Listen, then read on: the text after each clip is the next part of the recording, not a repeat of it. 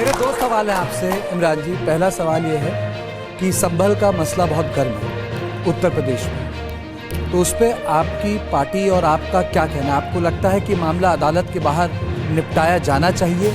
हम किस धर्म से हैं, किस मजहब से हैं, इससे हट के एक बात मैं कहना चाहता हूं कि संभल के मुद्दे का हल कैसे होना चाहिए। इससे महत्वपूर्ण यह है कि वो जो 5 नौजवान मारे गए उनके बारे में तो कोई बात ही नहीं कर रहा है।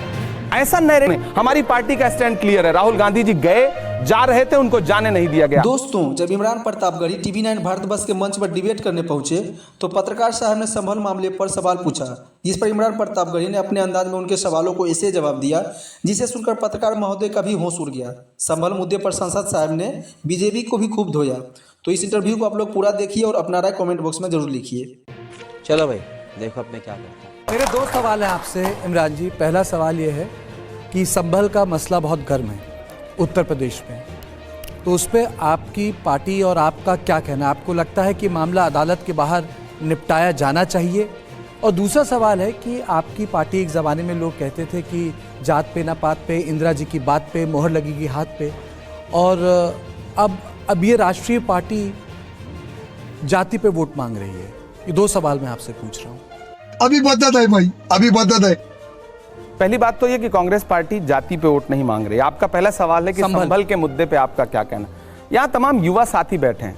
हम किस धर्म से हैं, किस मजहब से हैं, इससे हट के एक बात मैं कहना चाहता हूँ कि संभल के मुद्दे का हल कैसे होना चाहिए। इससे महत्वपूर्ण यह है कि वो जो 5 नौजवान मारे गए उनके बारे में तो कोई बात ही नहीं कर रहा है। ऐसा नैरेटिव बना दिया गया कि चर्चा जो है ये हो रही है कि आज पुलिस प्रशासन ने ये बयान दिया, आज ये दिया। जिस दिन से वो 5 बच्चे, नौजवान बच्चे, न साजिश थी न कोई जंग का ऐलान लिखा था, बुझी आंखों में एक मासूम सा अरमान लिखा था, जिसे दंगाई कह के सीधे गोली मार दी तुमने, उसी मजदूर के सीने पे हिंदुस्तान लिखा था। मैं बहुत भावुक हूं।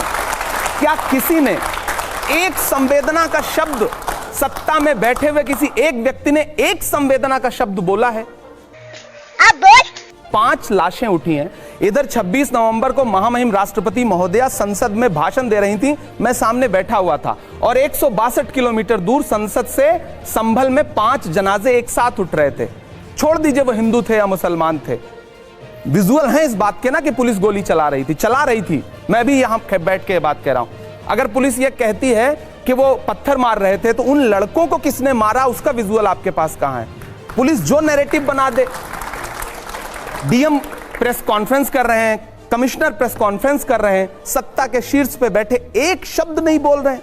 क्या इंसानों की जान की कोई कीमत नहीं है? सदियों से यहीं पर रहता है, जाने कितने दुख सहता है।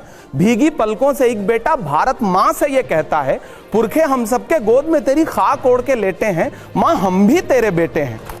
बात तो सही है ना? इमरान साहब, बीजेपी कह रही है, इस पे कोई बात ही नहीं कर रहा है। मुझे हैरत है, ये निकल आया, वो निकल आया।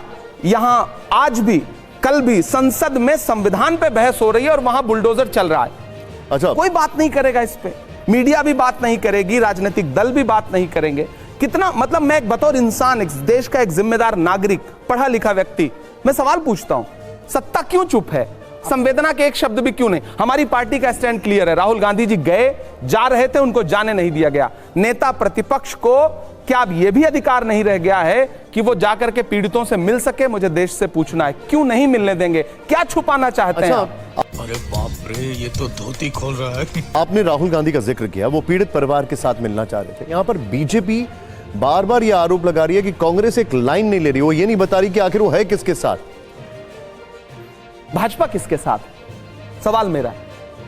सरकार किसके साथ है? नहीं, वो तो खुल के कह रहे हैं कि हम मंदिर के साथ। हाथ रख करके कसम खाने वाले लोग किसके साथ खड़े हैं? संविधान के साथ या किसी धर्म के साथ, किसी इंसान के साथ, किसी जाति के साथ, किसी मजहब के साथ? इंसान के साथ क्यों नहीं?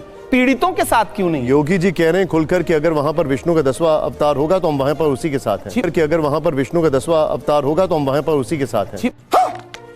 कैसे कैसे लोग रहते हैं यार यहाँ पर। अवतार हो, उससे किसको इनकार हो सकता है? भगवान का अस्तित्व तो सब स्वीकार करते हैं, लेकिन इंसान का अस्तित्व भी तो स्वीकार करिए सत्ताधीश महोदय। ठीक है, ये बड़ी अच्छी बात कही आप। राशिद साहब, इमरान साहब, आप एक बहुत ही लोकप्रिय शायर हैं। आपने राजनीति में कुछ चुनौतियां देखते हुए आप उसमें सामने आए और आप उसको, कांग्रेस ने आपको राज्यसभा में महाराष्ट्र से आपको लेके आई। लेकिन क्या वजह है कि आपने मोहब्बत की दुकान शामिल करी, मोहब्बत की दुकान में आप शामिल हुए और उस बात को आपने आगे बढ़ाया, लेकिन जब बटेंगे तो कटेंगे की बात आई महाराष्ट्र में और एक है सेफ है, वहाँ जो कांग्रेस का पूरा ये जो मोहब्बत की दुकान थी वो एक तरीके से बैठ गई, फ्लॉप हो गई। आप एक लोगों के बीच में जाते हैं, आपने वहाँ सभाएं भी की थी, लोग भी आए थे, क्या वजह आपको नज़र आती है कि आपकी दुकान नहीं चली और बटेंगे वो कटेंगे वो चल गया? बहुत शुक्रिया रशीद किदवई साहब, बहुत सीनियर हैं, कई बड़ी किताबें लिखी हैं उन्होंने, राजनीति के बड़े जानकार हैं। देखिए, मैं आया मोहब्बत की दुकान में शामिल हुआ, मैं खुद को खुशनसीब समझता हूं कि मैं नफरत की दुकान में शामिल नहीं हुआ। गजब बेइज्जती है। और किसी को भी नफरत की दुकान की तरफ नहीं जाना चाहिए, वो राजनीति हो या कोई भी क्षेत्र हो। मैं मोहब्बत की दुकान की तरफ शामिल हुआ। आप क्या कहना है कि महाराष्ट्र में वो दुकान क्यों नहीं चली? हाँ, नहीं चली, मैं भी हैरान हूं। मैंने 30 के आसपास सभाएं की, मैं झारखंड में भी चुनाव प्रचार में था और मुझे तो ग्राउंड पे झंडे भी नहीं दिख रहे थे जो पार्टी अभी वहां सत्ता में आई है। सच्चाई है, जो क्राउड उमड़ के आ रहा था, लोग स्वतः जिस तरह से सामने आ रहे थे, हम सब आशान्वित थे। हरियाणा का रिजल्ट तो सत्ता जिनकी आई है उनके लोगों को हजम नहीं हो रहा है कि हम कैसे जीत गए। हरियाणा में भी मैं चुनाव प्रचार में था, तो कुल मिला के वो रिजल्ट सब वहां के गांव के लोग प्रोटेस्ट कर रहे हैं। ऐसे ऐसे गांव हैं, मैं चूंकि वहां से सांसद हूं महाराष्ट्र से, वो खुद कह रहे हैं कि भाई पूरे के पूरे गांव ने, अधिकांश लोगों ने कांग्रेस को वोट दिया, शिवसेना उद्धव ठाकरे गुट के लोगों को वोट दिया, वो वोट गए कहां? ग्रामीण प्रोटेस्ट कर रहे हैं और फिर वहां कर्फ्यू लगा दिया जा रहा है। उन्हें मॉक पोलिंग का जो एक उन्होंने कॉन्सेप्ट निकाला था मकरवाड़ी में, वो नहीं करने दिया गया। हम भी हैरान हैं। दूसरी बात यह कि मोहब्बत की दुकान अगर एक बार नहीं खुल सकी या मोहब्बत के फूल अगर मुरझा गए, तो फिर इसका मतलब ये थोड़ी है कि हम पतझड़ के साथ चले जाएंगे। हम फिर से बहारें लाने की कोशिश करेंगे, हम फिर से फूल खिलाने की कोशिश करेंगे। ये तो एक मुसलसल जंग है, ये नफरत और मोहब्बत के बीच एक जंग है। अगर हम यहाँ तमाम युवा साथी बैठे हैं, आपका पहला प्यार अगर कहीं से आपसे रूठ जाता है, दूर हो जाता है, तो जिंदगी खत्म थोड़ी हो जाती है। हम आगे बढ़ते हैं, नए प्यार तलाशने की कोशिश करते हैं। बैंड बज गया। मजा आया। तो दोस्तों, आपने देखा कि कैसे इमरान प्रतापगढ़ी ने पत्रकार महोदय और बीजेपी को जमकर लताड़ा। खैर, आज के लिए बस इतना ही। वीडियो अगर अच्छी लगी हो तो वीडियो को लाइक एंड चैनल को सब्सक्राइब कर लें, ताकि इस तरह की और भी मजेदार वीडियो आपको आसानी से देखने के लिए मिल जाए। तो फिर मिलते हैं नेक्स्ट वीडियो में, तब तक के लिए अपना ख्याल रखें। जय हिंद।